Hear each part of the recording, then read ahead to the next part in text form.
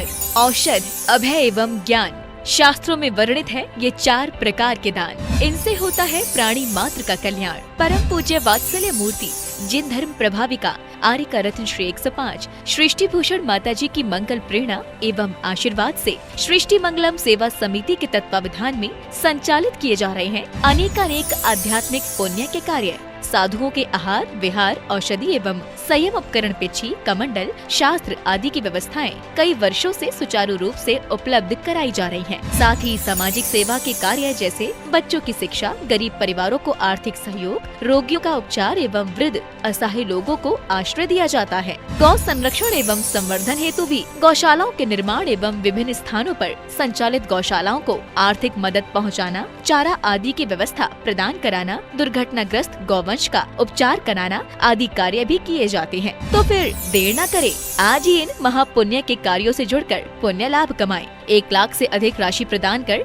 आप समिति में संरक्षक आदि पद प्राप्त कर सकते हैं। साथ ही अन्य छोटी राशि दान करके भी पुण्यार्जन कर सकते हैं। आप अपनी दान राशि दिए गए निम्नलिखित बैंक खाता में जमा करवा सकते हैं। बैंक विवरण: खाता नाम Srishti Mangalam Seva Samiti, bank Punjab national bank, account number 021200101777277, IFSC code PONB 0021200, खाता नाम Srishti Mangalam Seva Samiti, bank of Baroda, branch Shri Mahavir ji, account number 011901000032429, IFSC code BARBO SHRIMA। अधिक जानकारी एवं आपके द्वारा दी गई सहयोग राशि के रिसिप्ट प्राप्त करने हेतु संपर्क सूत्र 9376571003, 9376571001। सृष्टि मंगलम सेवा समिति से जुड़ने वाले सदस्यों का नाम एवं फोटो जिनवाड़ी चैनल पर प्रसारित किया जाएगा।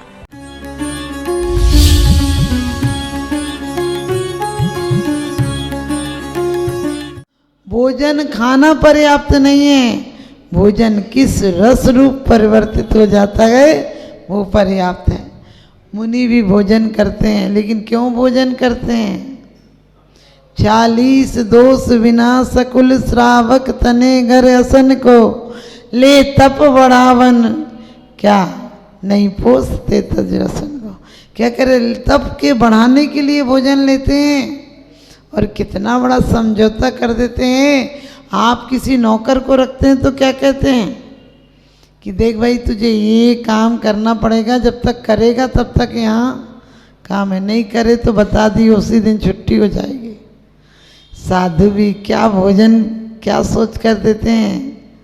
सच पूछो, वो भोजन के समय भी भजन करते हैं, वो भोजन के समय भी प्रमत्त से अपरमत्त गुण स्थान में पहुँच जाते हैं कि वो देखते हैं कि ये उपयोग कहाँ जा रहा है, उसमें भी लीन हो जाते हैं, मुंह का मुंह में और हाथ का हाथ में रह जाता है। लेकिन अपन ऐसा करते हैं क्या? सुबह का खाना निपटता नहीं, शाम की तैयारी हो जाती है। हम जैन होने के नाते कितनी भी ऊंची बात कर लें, कितने भी अध्यात्म ग्रंथ पढ़ लें, लेकिन चित्त नहीं बदलता है। पिकासो हुआ, पिकासो चित्र बनाता था, वो चित्र बनाने में आनंद ले लेता था। आप लोग किसी आनंद नहीं ले पाते हो। किसी की शादी में जाते हो तो सच बताना क्या देखते हो? कितना सोना चढ़ाया और कितना खाने में क्या क्या सामान था। यदि 100-150 आइटम हो तो बोले खूब शानदार शादी करें। यदि 50 लाख रुपया शादी में उड़ा दे, बोले क्या शादी की, मान गए। क्या मान गए? बेवकूफ़ माने कि अच्छा माने? बेवकूफ़ है वो। अरे उसमें से कुछ अंश अपने धर्म के लिए निकाल देता, कुछ अंश में अपनी धर्म प्रभावना कर देता। गृहस्थ आश्रम में बच्चे प्रवेश कर रहे हैं, उनसे अच्छा एक विधान करा देता। लोग वहीं गिफ्ट देते हैं, वहीं ले लेते हैं लिफाफे।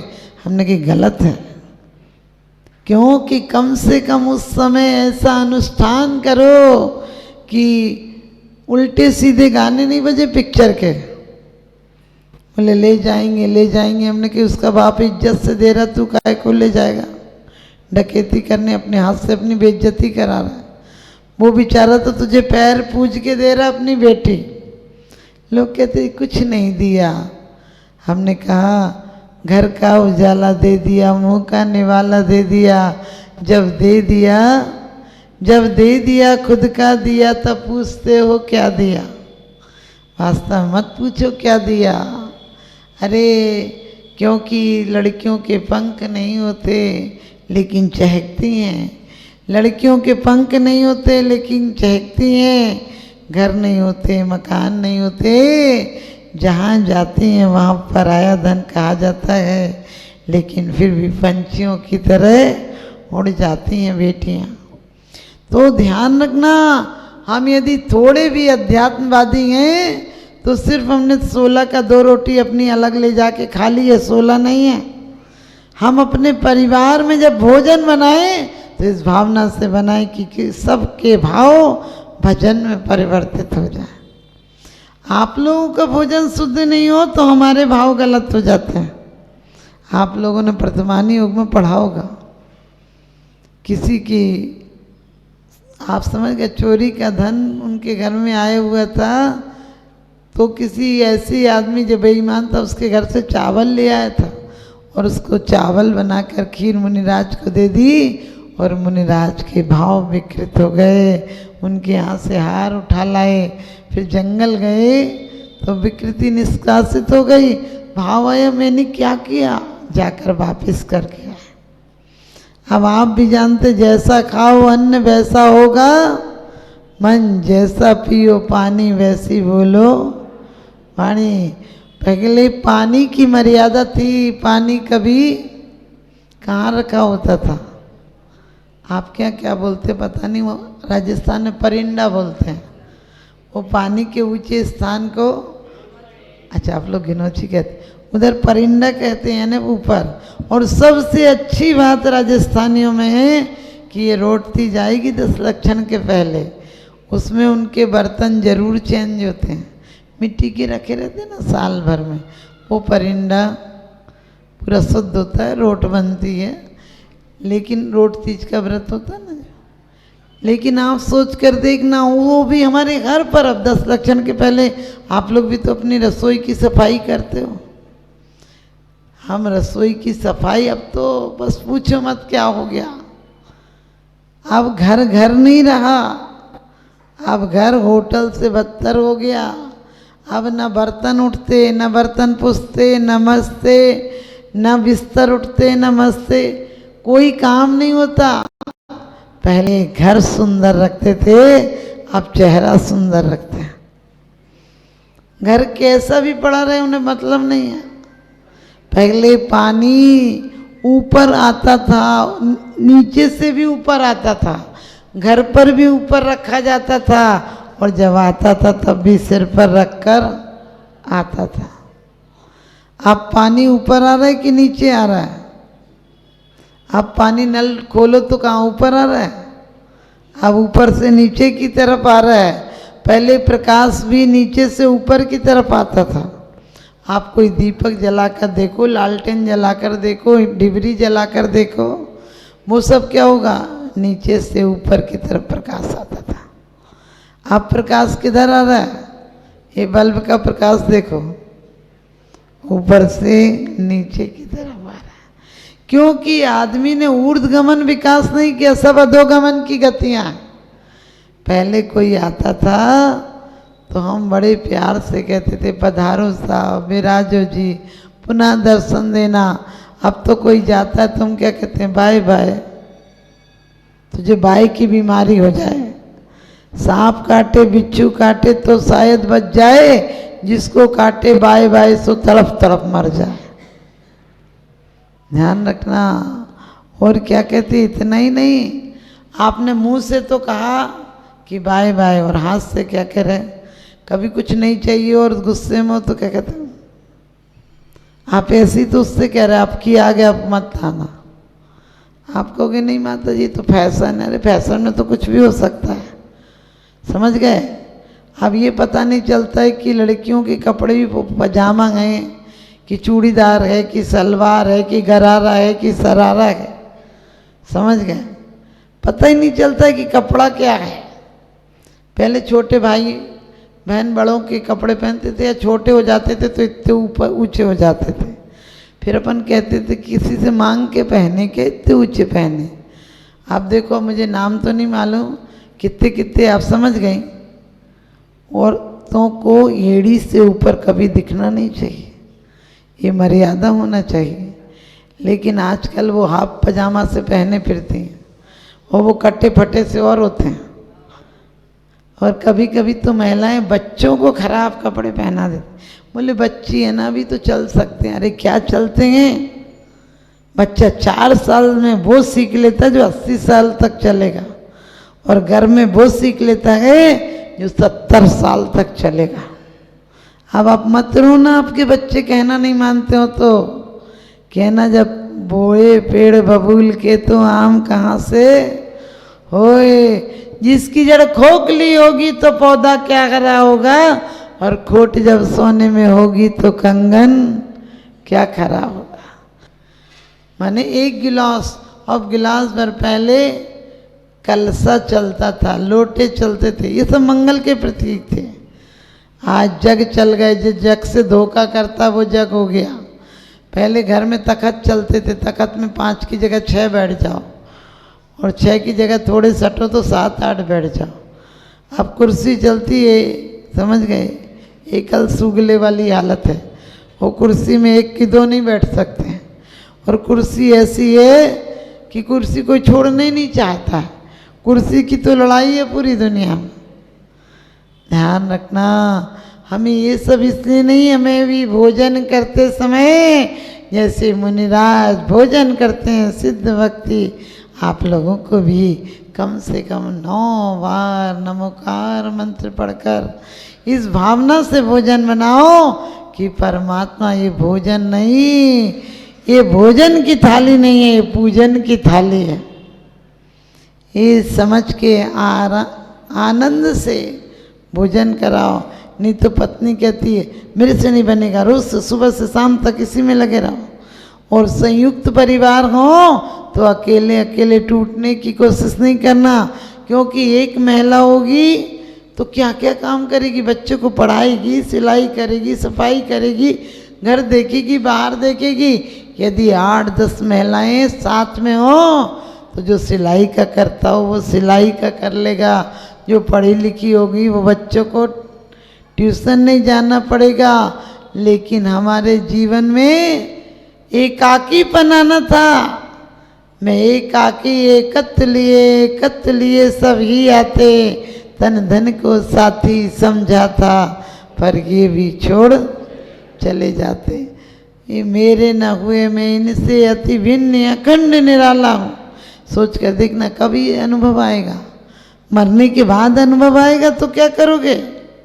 तो आप सबको मैं एक ही दिशा निर्देश दूंगी कि भोजन करते समय इतने शुद्ध परिणाम रखो जैसे कोई मुनि दीक्षा के समय रखता। तुम घर में मुनि नहीं बन पाओ तो मुनीम बन जाना। मुनीम सब हिसाब किताब पक्का रखता है, लेकिन अंदर में धारणा क्या होती है? अंदर में धारणा होती है कि सेठ का है, मेरा क्या, जाने दो, बेकार सेठ है, अच्छा हुआ इसको घाटा पड़ गया। तो आप सब भी अपनी जिंदगी में भगवान तो क्षुधा से, तृषा से, अब भूख नहीं लगती है, प्यास नहीं लगती है, बुढ़ापा नहीं आता है। आप सबको कल बताऊंगी कि बुढ़ापा क्यों नहीं आता है। विषाप आहार में कहा है कि आप दीर्घायु हो, लेकिन आप पर जरा नहीं आती है, जरा भी नहीं आती, समझ गए? बुढ़ापा जरा भी नहीं आता है। आप लोग सब भी चिंताओं में बूढ़े हो जाते हो। यदि आज भी तुम्हारा चिंतन जाग जाए तो देह बूढ़ी होगी, आत्मा जवान की जवान रहेगी। तो आप सबके लिए यही सोचना है। ये धर्म करना पुण्य नहीं है।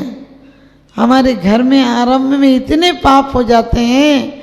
गृह कर्म नाप नित्यम खलु गृही विमुक्ता नाम अतिथि नाम प्रति पूजा रुदम मलम धावते बारे। कहते हैं जिस प्रकार से खून का धब्बा खून से नहीं धुलता है, पानी से धुलता है, इसी प्रकार से गृहस्थ में किए गए काम गृहस्थ के कार्यों से नहीं धुलेंगे। इसलिए हम जिनेंद्र देव के चरणों में पूजा करते हैं, गुरुजनों को दान देते हैं। आप सबका जीवन परमात्मा की तरह बने और आप लोग भी सिर्फ तन सजाने के लिए नहीं, चेतना को भगवान बनाने के लिए भोजन लेंगे। और क्योंकि भोजन आप सबको पता है, भोजन और जल की बहुत कीमत होती है, तो आप सब भोजन कैसे करें, कब करें, कितना करें, किन भावों से करें कि आप इसी जीवन में सिद्धात्मा की बीजारोपण करके जाएंगे। सिद्धात्मा और शुद्धात्मा, पहले अशुभ छोड़ो, शुद्ध में प्रवृत्त हो, एक दिन शुभ में परिवर्तित हो जाए। आप सभी सिद्धात्मा बने, आप सभी परमात्मा बने। इन्हीं शुभ भावनाओं के साथ अपनी वाणी को विराम देती हूँ। आप सबको मेरा बहुत बहुत आशीर्वाद।